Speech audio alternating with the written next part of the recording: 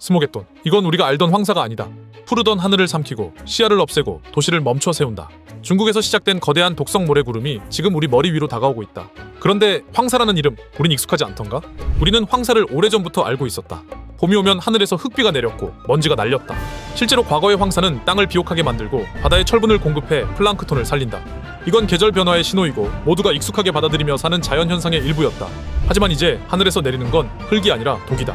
우리가 알던 황사는 완전히 다른 괴물로 변했다. 2025년 봄, 중국에서 시작된 황사재앙은 이제 한반도를 삼키고 있다.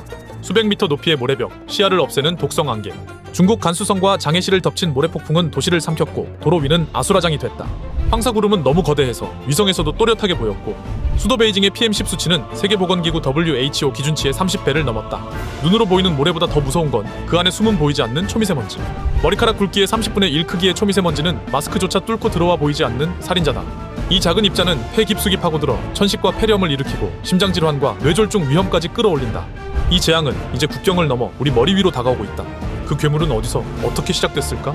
1978년 덩샤오핑이 개혁 개방을 선언한 뒤 중국은 급속한 산업화를 시작하며 값싼 노동력과 규제 없는 공장, 무한한 생산 능력을 가진 세계의 공장이 탄생했다.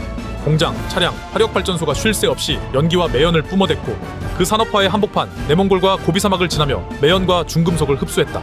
순식간에 자연의 황사는 독성 괴물로 변했다. 이건 더 이상 자연이 만들어낸 황사가 아니라 중국이 만들어낸 괴물, 스모겟돈이다. 하지만 중국은 이 괴물을 막기는커녕 또 다른 실수를 준비하고 있었다. 중국은 스모겟돈을 막기 위해 수천만 그루의 나무를 심었다. 1978년 삼북 방호림이라는 이름 아래 시작된 거대한 녹화 계획.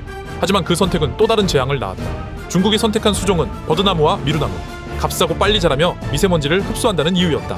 그렇게 심어진 나무만 전국에 30만 그루. 그런데 결과는 솜털이었다. 도시 전체를 뒤덮은 솜털 구름. 나무 한 그루마다 솟구쳐 오른 솜털은 자그마치 1kg.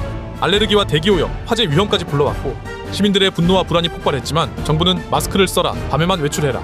그 모습을 지켜본 한국은 고개를 절레절레 흔들 수밖에 없었다. 우리는 이미 1960년대 같은 나무로 인해 꽃가루 피해를 겪었고 빠르게 다른 수종으로 바꾼 경험이 있다.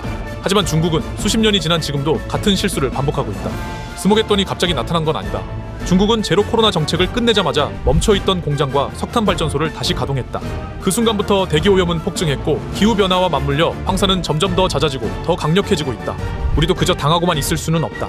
그래서 우리는 정부가 어떤 대책을 세우고 있는지 궁금해진다.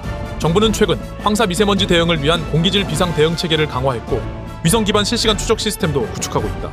한중 간 협력을 통해 황사 발생지 모니터링과 공조 방안도 논의 중이다. 학교 휴교, 야외 활동 금지, 취약계층 보호 조치까지 나름의 대응은 하고 있다. 하지만 이런 대책이 과연 충분할까? 우린 여전히 집 밖을 나서기 전에 앱을 켜고 미세먼지를 확인한다. 공기가 안 좋은 날엔 그저 마스크를 쓰거나 외출을 포기해야 한다.